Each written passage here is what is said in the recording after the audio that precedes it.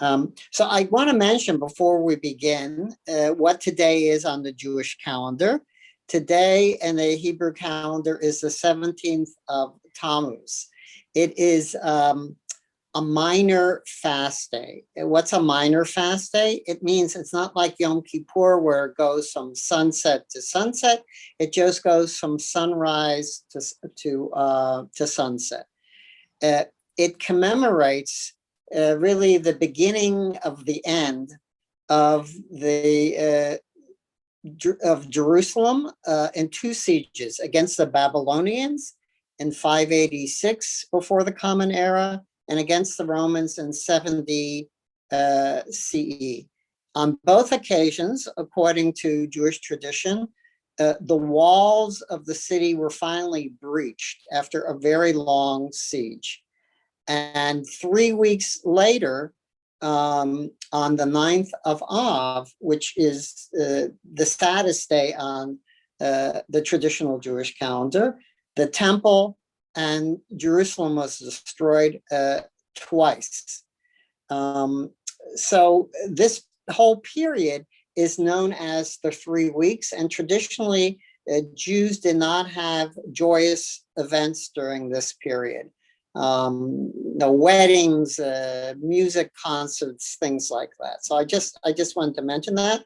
And then my request is, if people don't mind it, I like seeing people's faces. So if people are comfortable turning on their cameras, I appreciate it, just because it's nice to see people's faces. All right, so our topic, the last topic for this these sessions is, can you lose your Jewishness? But I want to start in kind of a funny way. Does everybody here know who Elvis Presley was?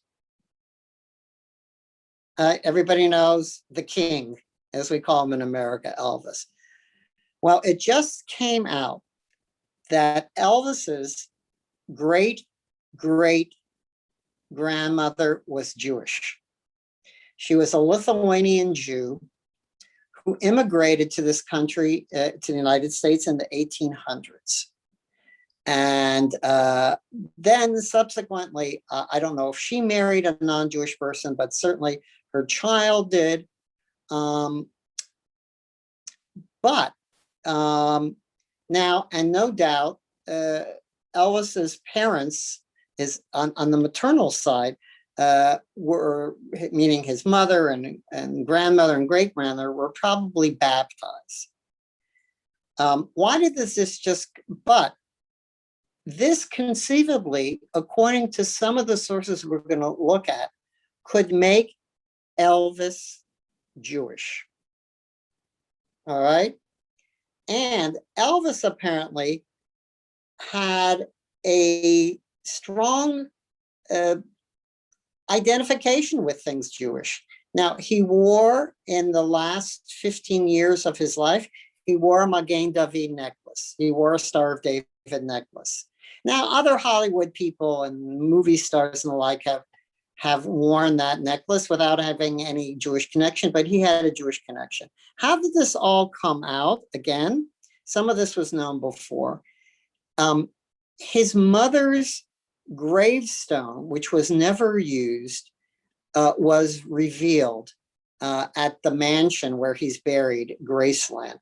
On the tombstone of his mother, there is a Star of David and a cross.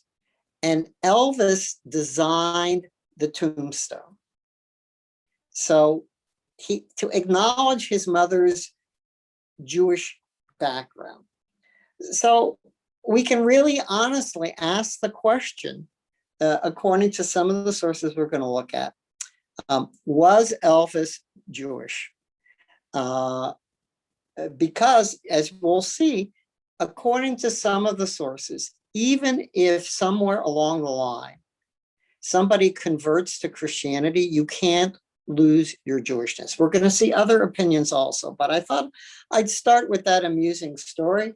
And now you can go and run around Poland and tell everybody that Elvis definitely had Jewish blood. Whether this is going to change anything, I doubt it, but it's a fact. So let's start with the sources. Dominica, if you could bring them up, please. So I want to mention one source that's not on here that's important to understand, and we're going to go a little out of order. We're not going to go 1, 2, 3 in the sources. There is a blessing in the Amidah, in the prayer that we say 3 times a day, that originally was a curse against heretics. It begins in Hebrew, al haminim, against the meaning. Nobody knows who the heretics really were. What was the intention of this blessing? It might have been against Jews who rejected rabbinic authority.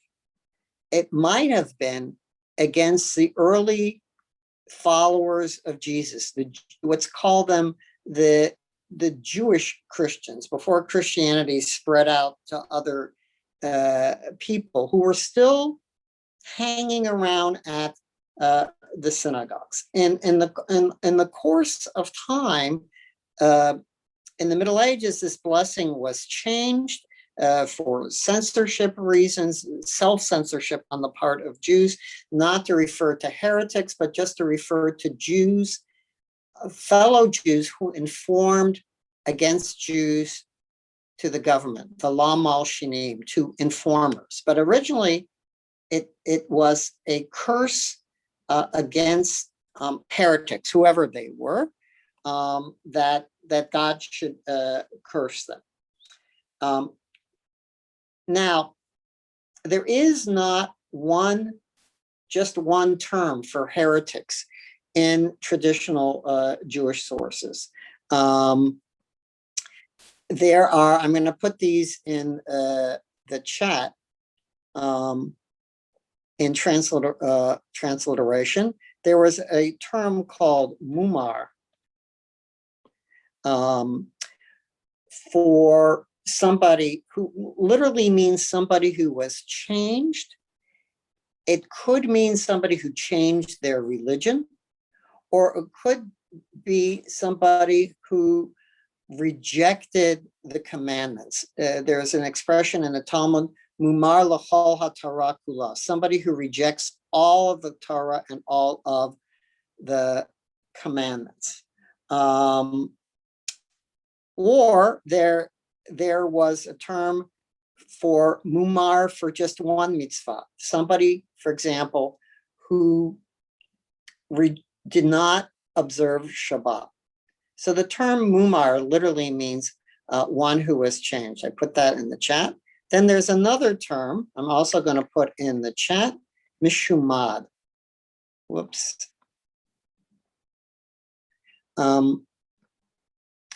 Literally, it's a very strange term.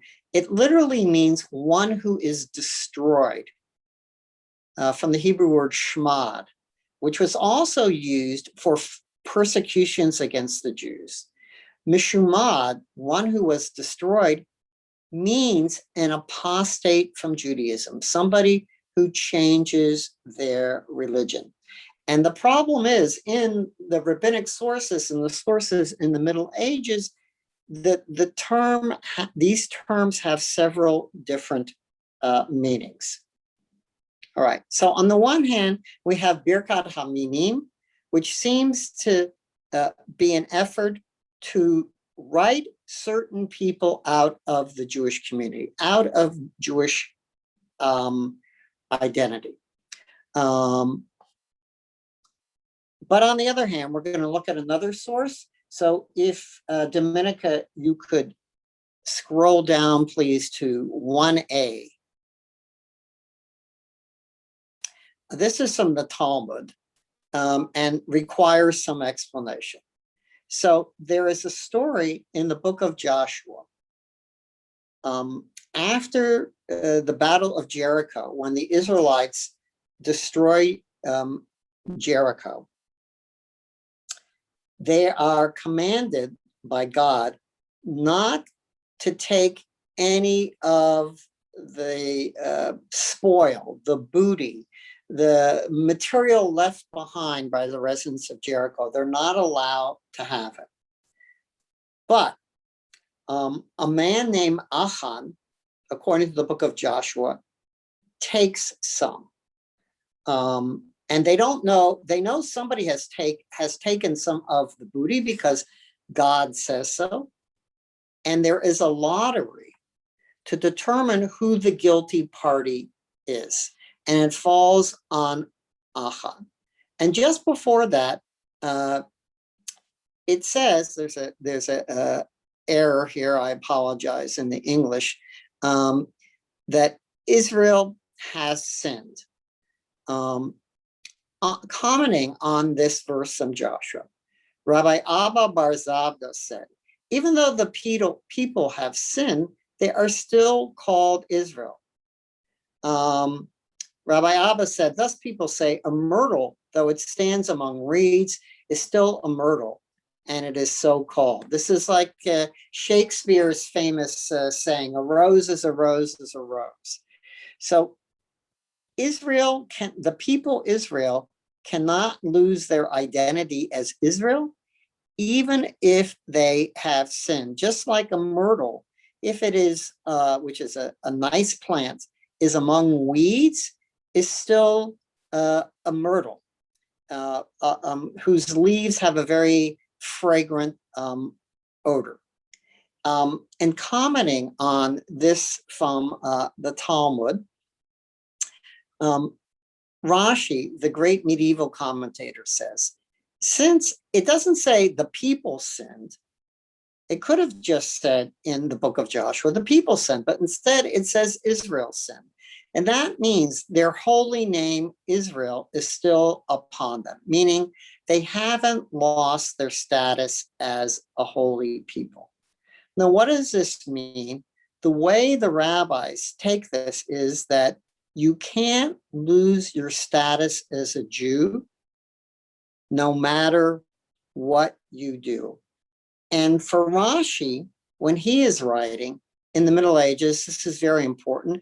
He lives during the time of the Crusades, when many Jews, well, some Jews gave up their lives rather than be forcibly converted to Christianity by the Crusaders, as the Crusaders swept through Germany, the cities along the Rhine River. Some of them gave up their lives.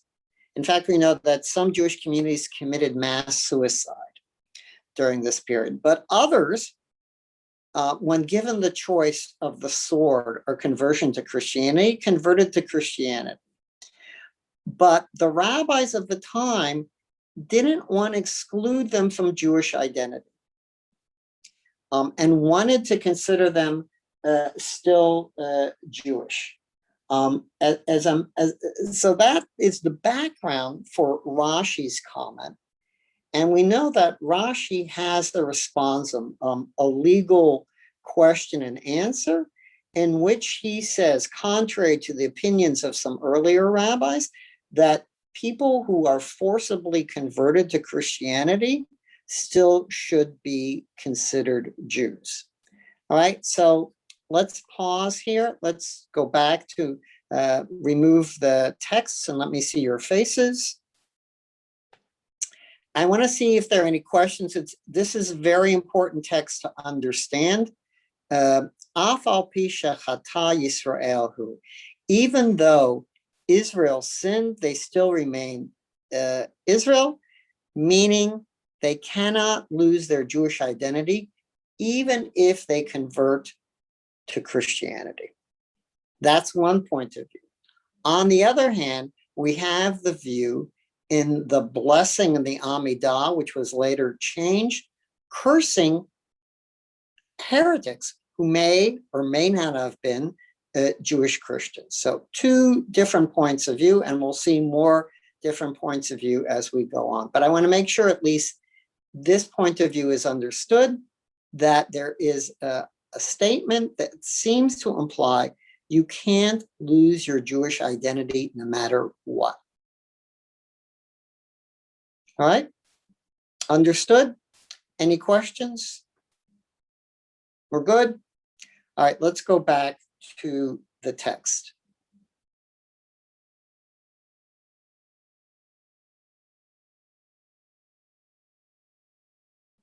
All right, so the question is, why is this?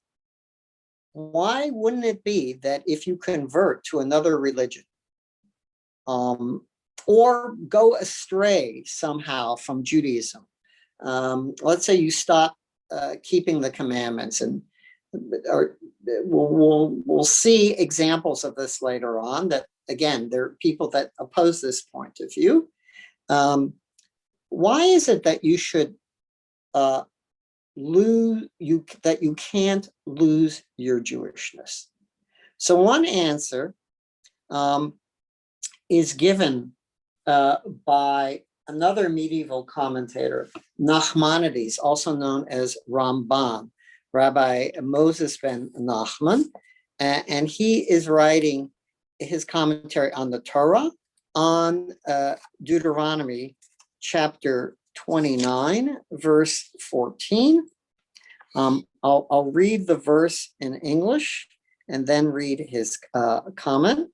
God is speaking through Moses. I make this covenant with its sanctions, not with you alone, but with those who are standing here with us this day before the Lord our God, and with those who are not with us here today. So Nachmanides says the covenant was made to accept the Torah and the mitzvot and God with those present at that moment and future generations. Everybody is signed up for it forever. I made this analogy, I think, about maybe in our last session. It's a little like, it's not the same because we don't have sacraments in Judaism. It's a little like the concept in Catholicism that once you are baptized, it cannot be undone. It's permanent. It can't be undone. This caused, by the way, a lot of problems for Jewish children after the war, who were, in Poland in particular, who were taken in or given really to non-Jewish people to take care of them while their parents went into hiding. The non-Jews sometimes had them baptized, and then the church and then their families came looking for them after the war. Usually the parents had been murdered, and the church often stepped in and would not allow these Jewish children to go to their Jewish families. So that's how it worked in Catholicism. Do we have something like that? Not exactly. But we have this notion that somehow, because of the covenant, you can't lose your Jewishness. Right? If you could scroll up, please. To number 1. I'm sorry, I wasn't clear. All right, this is from a letter from Maimonides, again, during a time of persecution. He wrote a letter from Egypt to the Jews of Yemen, who are facing 2 crises. One is that there was a wave of forced conversions to Islam at this time in Yemen. And one of the people leading this attempt to convert the Jews was himself an apostate from Judaism to Islam. And the second crisis they were facing, which we're not going to deal with, is that there was a fellow running around who claimed he was the Messiah. So this is a lengthy letter that he writes to them about these issues. Maimonides himself, his family may have been, it's not clear, forcibly converted to Islam when he lived in Spain during a wave of persecution. And then they fled Spain and they went to Morocco, the land of Israel, and eventually ended up in Egypt. There's no proof of this, but there's a lot of historical speculation that his family was forcibly converted. So whether that happened or not, he's very sensitive to the issue. And what he's writing about is that there are Jews that were forcibly converted, who are under persecution. And he's saying, nonetheless, they have an obligation to keep the Mecca commandments. Not a single person of the seed of Jacob can ever escape from this Torah. Neither he, nor his children, nor his children's children. His descendants either. Neither if he seeks to renounce it voluntarily, meaning say, I don't want to be Jewish anymore, nor if he does so under compulsion. He is punished for every single mitzvah that he violates. All right? And let him not imagine having committed violations for which he is liable to severe punishment. He will not escape punishment for minor infractions, meaning even if you've been forced to do things that are really major violations of the faith, you should try and keep as many mitzvot as possible, even under persecution. Here is another statement of the fact that you can't lose your Jewish identity. You can't renounce it. And he says, even after several generations. All right, let's remove the text. Let's go back to looking at each other. So what do you think of this idea that you can't lose your Jewishness?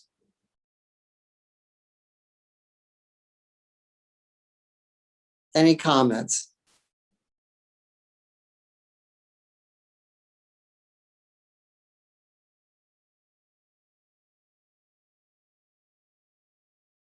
No?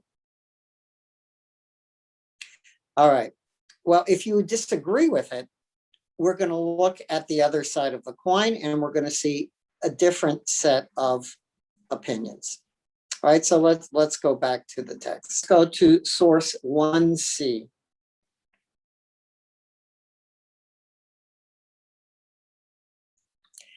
Again, this requires some explanation. So this is a rabbi writing in Babylonia around present-day Iraq, around the year 300. And he's commenting on something that happened hundreds of years before.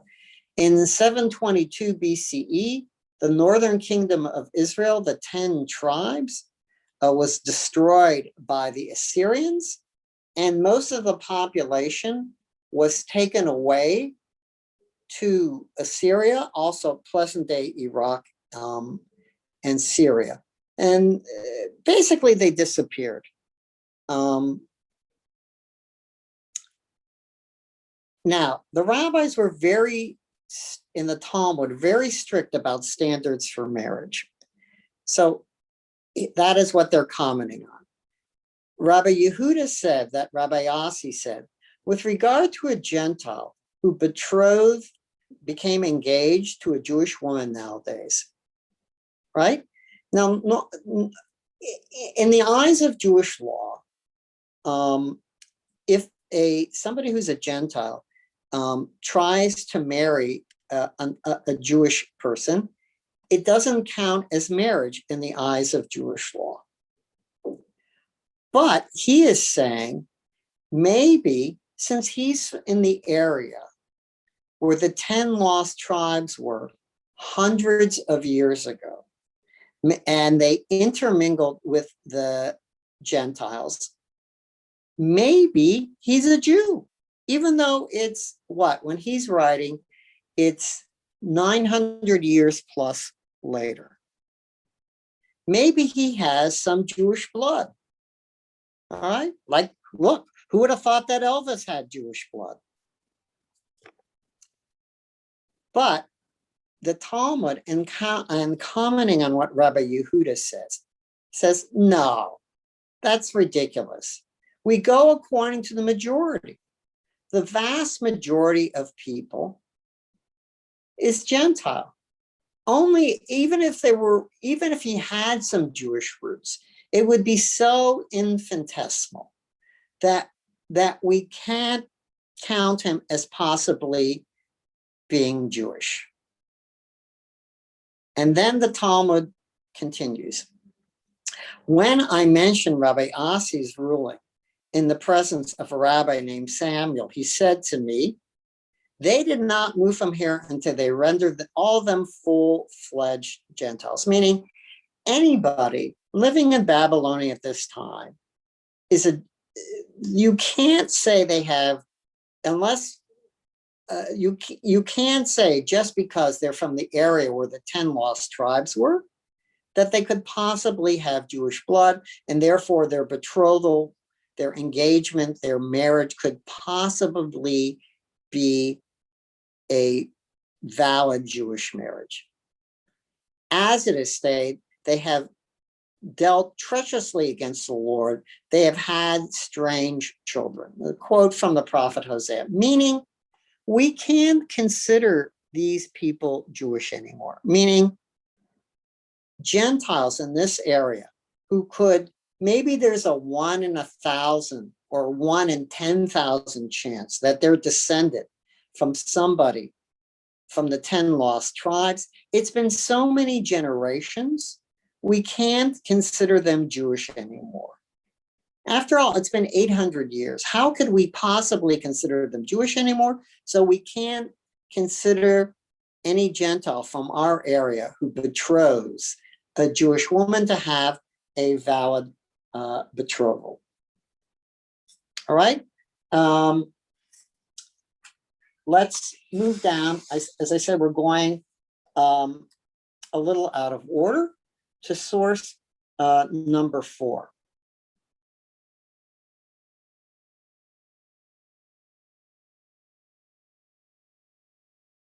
Thank you.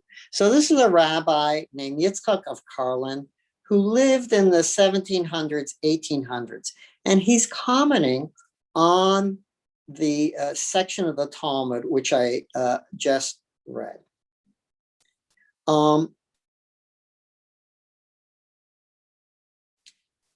Now, he's saying maybe we have to consider them non-Jews as far, kiddushin is the term for engagement or marriage.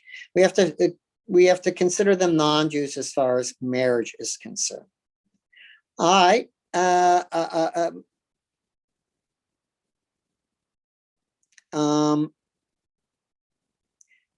But maybe for other things, it was impossible to make them Gentile because they're legally Jews, because you can't lose your Jewishness. However, from the language of scripture that's quoted from the verse in Hosea, they have dealt treacherously against the land, for they've begotten strange children. It means that they are equated with idolaters. He means non-Jews in all matters. This was done through the words of the prophet and the Holy Spirit. It is possible that all who assimilated among idolaters in ancient times legally were considered complete idolaters. Accordingly, one can conclude that everybody who assimilated among idolaters are included in the law and have become complete idolaters, the law that is mentioned in the Talmud. What he's saying is, after generations and generations, you can't consider these people Jewish anymore, even if they have a possible drop of Jewish blood. It's been so many generations. You cannot consider them Jewish for purposes of marriage or for any purposes whatsoever. We have to conclude that after all these generations, they are not Jewish. All right? Now that goes against Rashi. Once a Jew, always a Jew. And Maimonides, who says even after multiple generations. All right? Let's go back up to source number 2.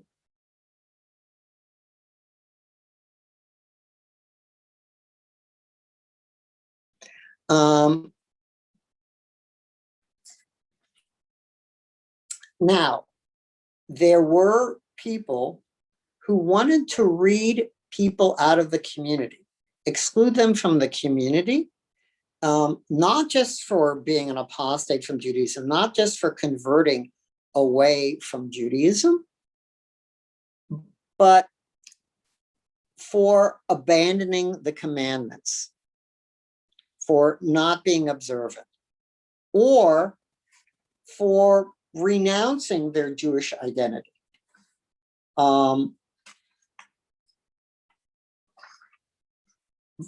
That is somebody, again, not an apostate, but somebody who says, we're going to see this in a minute, somebody who publicly violates Shabbat. Or somebody who says, I'm not going to get circumcised, or something big like that in the eyes of the rabbis. Another way people were read out of the Jewish community is if they were informers against the Jewish community, or they didn't identify with the Jewish community in a time of suffering. They tried to exclude themselves from the community. So, for example, I'm going to read something from Maimonides.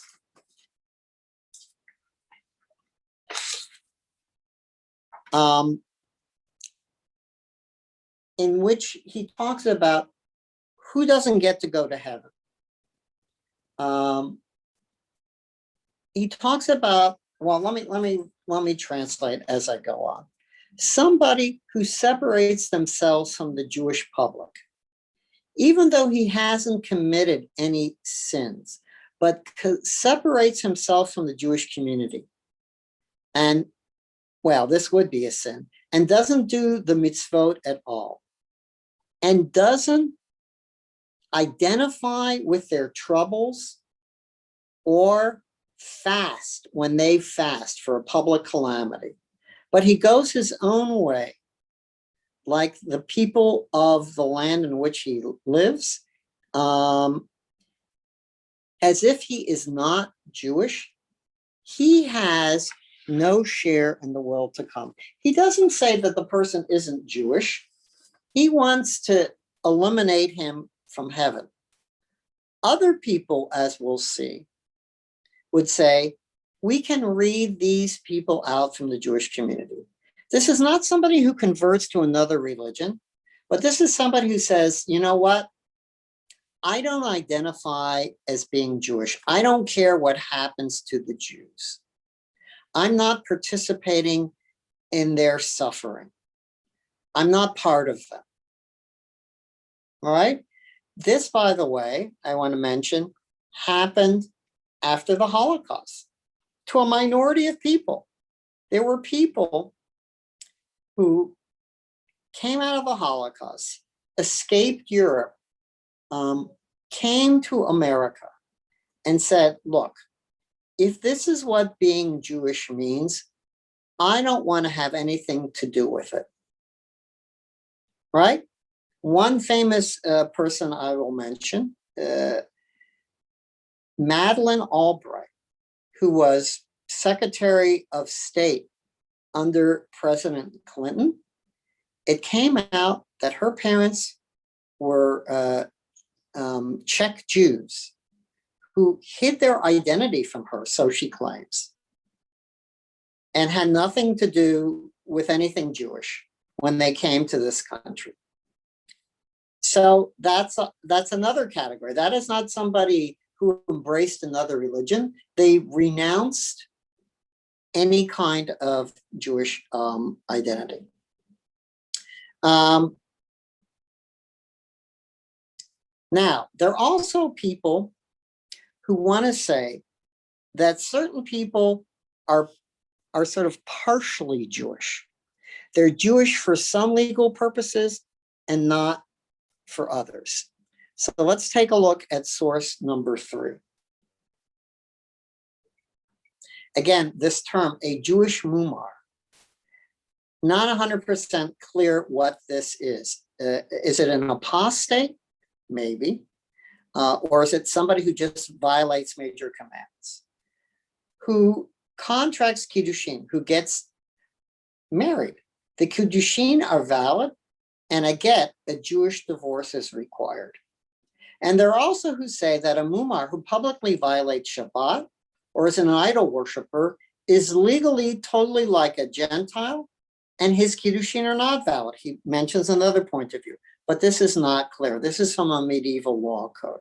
So maybe, in some opinions, there's a class of Jews who are considered Jews for some purposes, but not for others.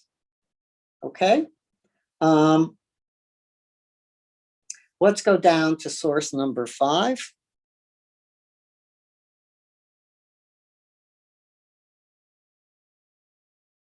This is, I should have read this before. I apologize. He's commenting on the section of the Talmud that we looked at before from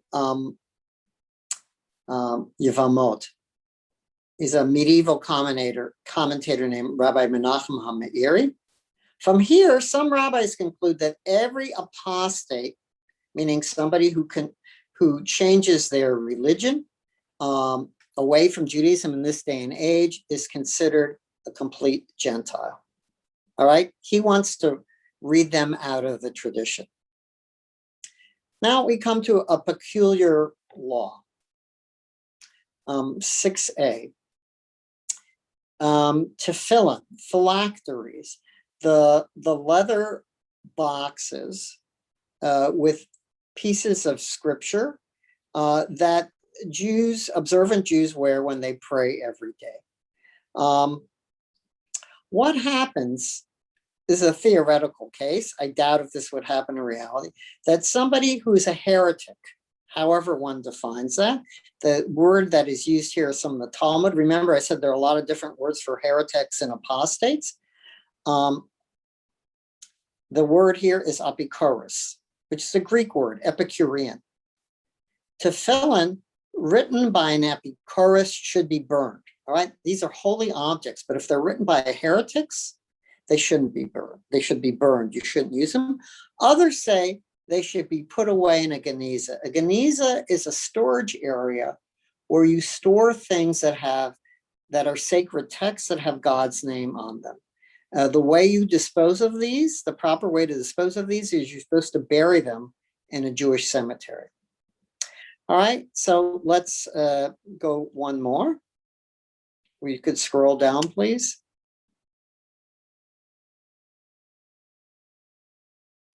So commenting on this obscure law, a rabbi in the 1800s in Hungary named Rabbi Moses Sofer, is known by the name of his book, the Chatam Sofer. Here again, some historical background is necessary. He is dealing in the Austro-Hungarian Empire with the Reform movement. He considers them heretics and rebels. That's the background to this. And here's what he has to say. It appears, in my humble opinion, that the Jewish community has the power to remove rebels from the nation. They then become complete Gentiles. Meaning not people who converted. He probably has in mind Reform Jews. He wants to read them out of the Jewish community. And Rashi comments with respect to an informer and a mumar. According to one opinion, the Gemara, if they write a Sefer Torah, mezuzah, or tefillin, they're unfit for usage, that he is one who throws off the yoke of the Torah. Again, he is probably thinking about Reform Jews in his day. How is this so? He's talking about informers now. Since he is willing to inform against his fellow Jews, the Gentile, it seems he's also trying to get his fellow to turn away from the religion of Moses and Israel. If he had not thrown off the yoke of the Torah, meaning abandoned Judaism as far as he's concerned completely, he would not have informed to the Gentiles on his fellow Jews. And then the historical precedent he uses is, thus we find that Ezra prescribed all who would go against the Torah, and they were separated from the community of the exiles, meaning he threw them out of the Jewish community.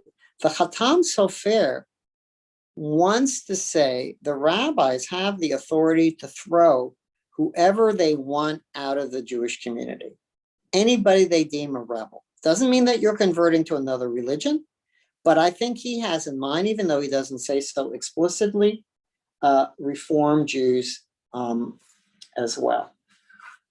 All right. Let's go back a page. Well, let me stop and ask, let me look at your faces.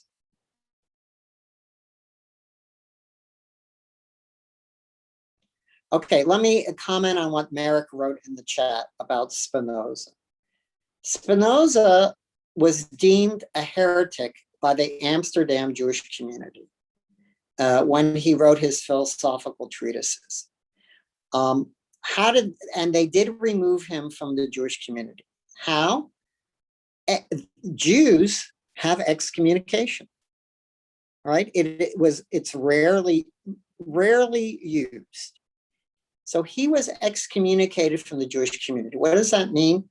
He couldn't come to the synagogue. He couldn't, people couldn't do business with him. People couldn't eat with him. They couldn't have any kind of social discourse with him. However, even though he was removed from the community, at no point did the Amsterdam Jewish community say, you're not a Jew anymore. That's different. They didn't go that far. The people who want to remove apostates, heretics, Reform Jews from the community are saying they're not Jewish anymore. They're like Gentiles. That's a step beyond what happened to Spinoza. Right? Any other comments? And excommunication was usually temporarily in the Jewish community. People could be readmitted if they said, I'm sorry, I'm not going to sin anymore. I recant my views. Right. Any other questions or comments?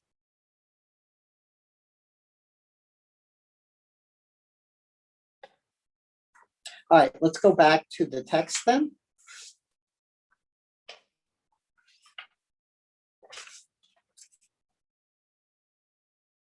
And we're going to look at a couple of 20th century rabbis.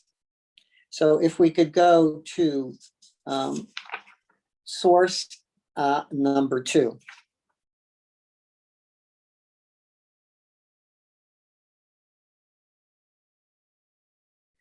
Thank you.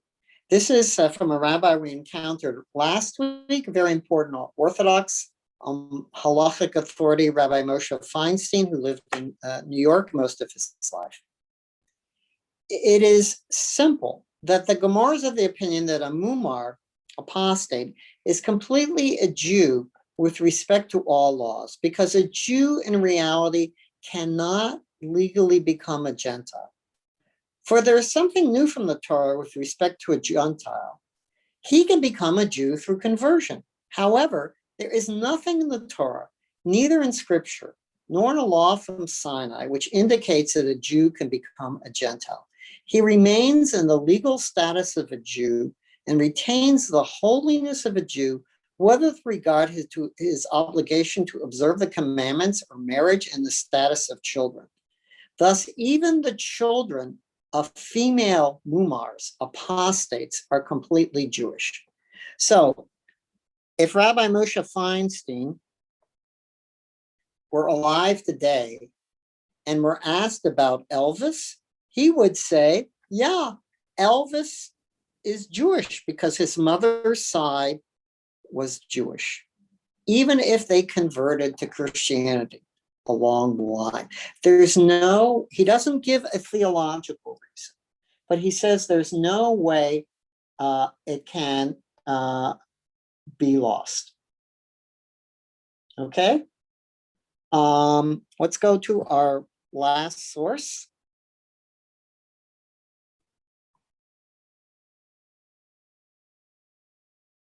Oh, too far, a little too far. Okay. Up a little, please, to number 7. Perfect. Thank you. Now, this is from let me just get my sheets so I don't just look at what you have. Rabbi Chaim Soloveitchik, who lived in the earliest 20th century in Russia. Now, there are people that we discussed before called the Samaritans, who the Assyrians brought into the land of Israel. I discussed them, I think, a couple of weeks ago, to replace the Israelites who they exiled. And they kept a kind of biblical, and they're still around in small numbers in Israel today. They only number maybe a few thousand. They kept a kind of pristine biblical Judaism. They still have animal sacrifices. They don't have all the books in the Bible. They just have the 5 books of the Torah and the book of Joshua. At a certain point in the Middle Ages, the Jews decided that they cannot be considered Jews. You can't marry them. They're Gentiles. And that's what he's referring to. Here, the Rambam is Maimonides, Rabbi Moses ben Maimon. And the Maimonides concluded from our section in Yevamot, which we were just studying, that there was a scriptural basis to annul Jewish holiness in this group. For the Rambam holds that the sages meant the 10 tribes into actual idolaters, meaning they lost, in the course of time, they lost their Jewish identity.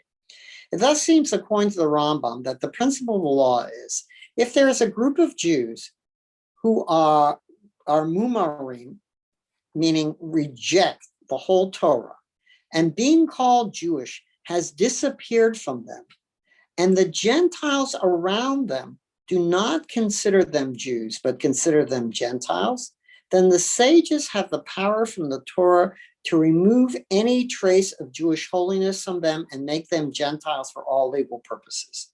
Meaning the rabbis can declare that they are no longer Jews after, he doesn't say how many generations.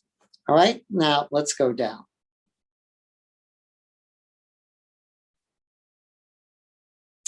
So now, again, some historical explanation.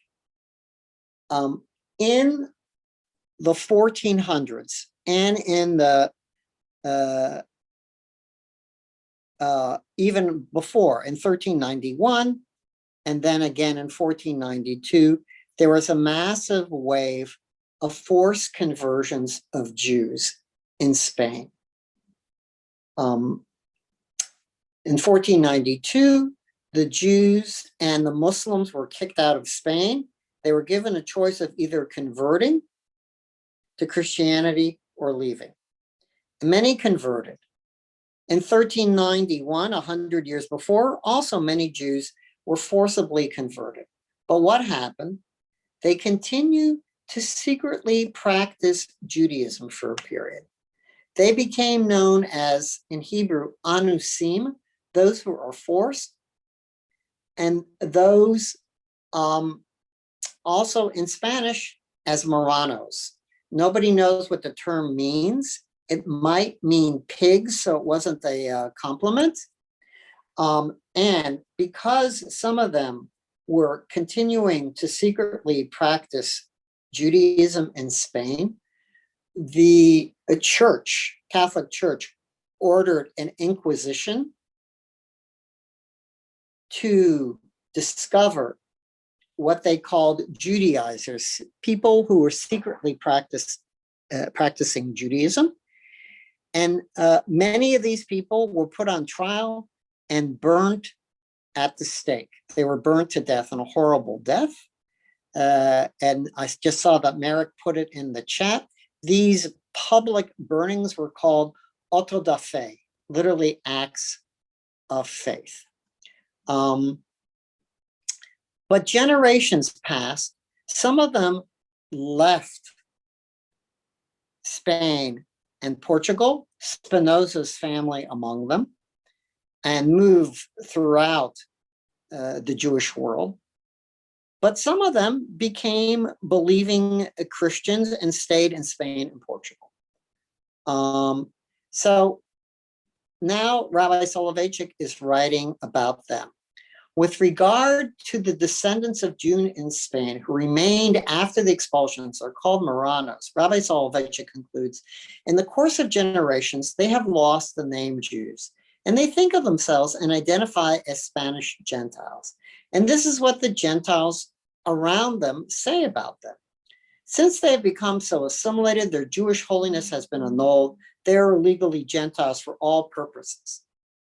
But Rabbi Soloveitchik is no longer among the living, but he might be surprised to know that what has happened in recent years, in the last 50 years, that groups of these people who kept somehow knowledge of their Jewish descent have surfaced in Portugal and in South America and in the United States and New Mexico, and have decided that they want to be Jewish and have declared themselves to be Jews. It's an amazing phenomenon. We're not talking about thousands of people, but we're talking about hundreds of people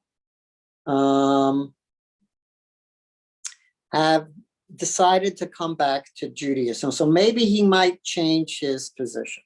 So let me try and summarize what I have been saying, the different positions, and then I will bring some interesting cases, contemporary cases to light.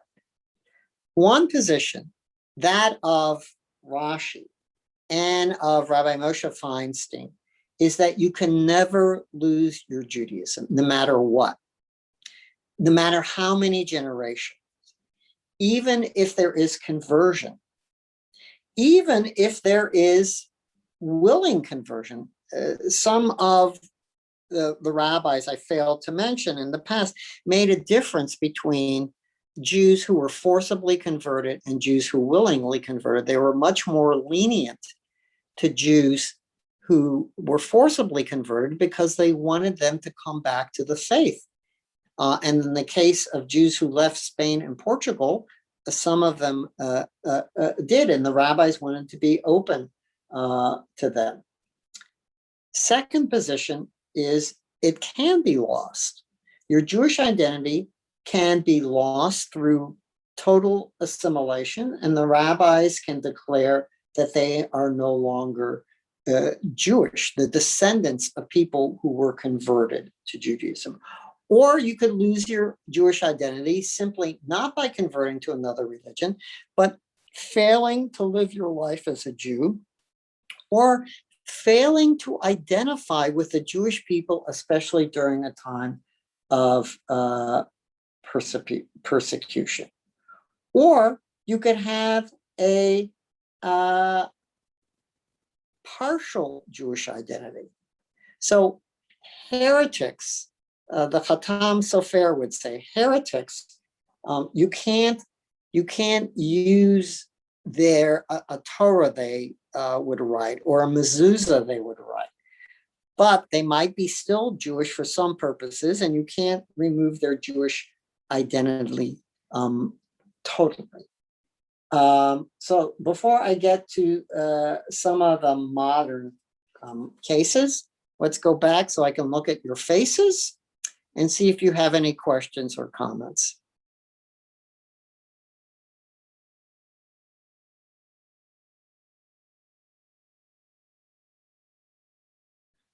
All right. So how many of you think Elvis is Jewish now?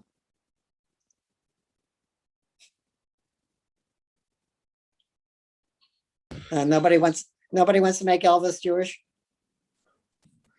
Well, what I can tell, like according to all the opinions you presented, it looks like there's as many opinions as the people who were dealing with the issues through the ages, isn't it? So, and if you ask who is a Jew, pretty much it depends who you're asking. Yes and no. I would say the majority view is that you can't lose your Jewishness, but it's not unanimous. And then the question becomes, and this has arisen not just now, but in the past, particularly after Spain and Portugal. Let's say somebody wants to come back to Judaism after they've been either willingly or forcibly baptized as a Christian. Do they have to undergo a reconversion? There is an opinion in the Shulchan Aruch from Rabbi Moses Isserlis, famous Polish rabbi who's buried in Krakow. And there's a synagogue named after him there, as some of you may know, the Ramah Synagogue, that you would have to go to the mikveh and have a token conversion. Some people would say, no, you don't have to do that because you never can lose your Jewishness. So yes, there are a variety of opinions, but I would say that the stronger opinion is that you can't lose your Jewishness, but it's not unanimous, because what is unanimous among Jews? By the way, I just want to mention one more source. I didn't bring it because I thought you had enough sources, and I didn't want to tax Marjana too much. In the Middle Ages already, there was a German rabbi, the 1400s, Rabbi Israel Brunner, who said, well, who tried to reconcile the view going way back to this prayer I mentioned, the curse against heretics, and the statement in the Talmud and Rashi that once a Jew, always a Jew, no matter what. He very cleverly tried to reconcile the two. What did he say? He said, well, it says in the Hebrew, Af al pi shechata Yisraelhu, even though he has sinned, he still bears the name of Israel. He said, yes, he still is an Israelite ethnically, but religiously, he's not a Jew anymore for any purposes. So his ethnic identity is still Jewish. Okay. So now what has happened in modern times? We already discussed the famous case of Brother Daniel before the Israeli Supreme Court, right? The man who converted to Christianity during the Holocaust, came to Israel and wanted to be eligible as a citizen under the law of return. According to Jewish law, the majority view, opinions were on his side, but the Supreme Court ruled against him. Now, the cases that have come up recently, in fact, there was one just now I'm going to mention, although it's a little complicated, is In America, there's a small group called Jews for Jesus. These are Jews who convert to Christianity. It's a peculiar group because they very much still want to identify as Jewish. And I don't understand how they do this. They incorporate Hebrew prayers into their church service. They say the Shema, for example. They identify very strongly with Israel. So what happens? They die. Can they be buried in a Jewish cemetery in the United States, which is supposed to be only for Jews?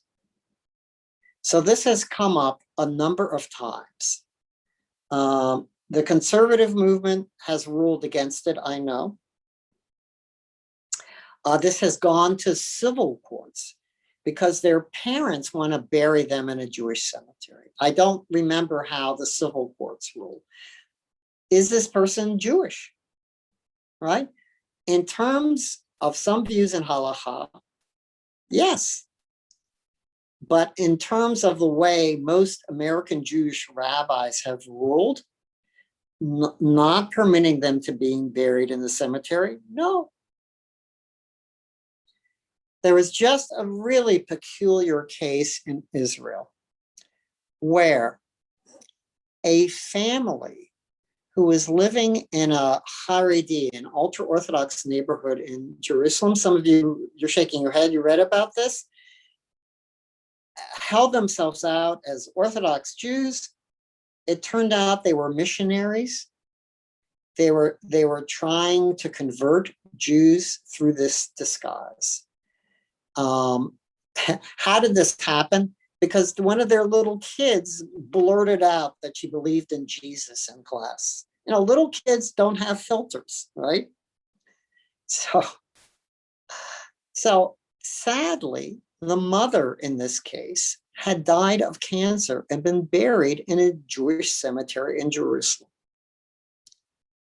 Now, they claim, the family claims, they originally were Jewish, ethnically, and then converted to Christianity. And now he claims he's seen the error of his ways and he's Jewish again. This is somebody that went to rabbinical school. Talk about, like having a mole, a spy deep inside somebody else's system.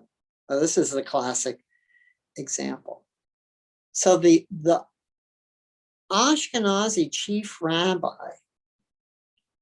has said that she, the mother, should be disinterred from a Jewish cemetery and buried in a Christian cemetery. What's going to happen with this? I don't know. But these are the cases that have come up recently. So who is a Jew? One of the things we discovered is that it's very complicated. And there is not a uniformity of opinion when it comes to conversion issues and when it comes to the question of whether you can lose your Jewishness. But being Jewish, I think, has always been very complicated, not just in modern times. And that is a part of our curse and blessing, I think, simultaneously, that it is such a complicated identity.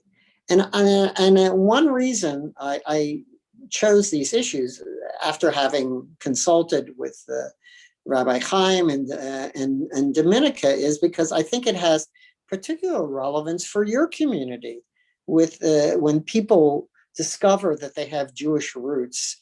And I've heard a number of these stories when I've been in Poland. Their grandmother tells them on their deathbed that your family is Jewish. So this tricky question of who is Jewish, I think is a very relevant question for the Polish Jewish community at this time, when a lot of people are beginning to rediscover their Jewish identity.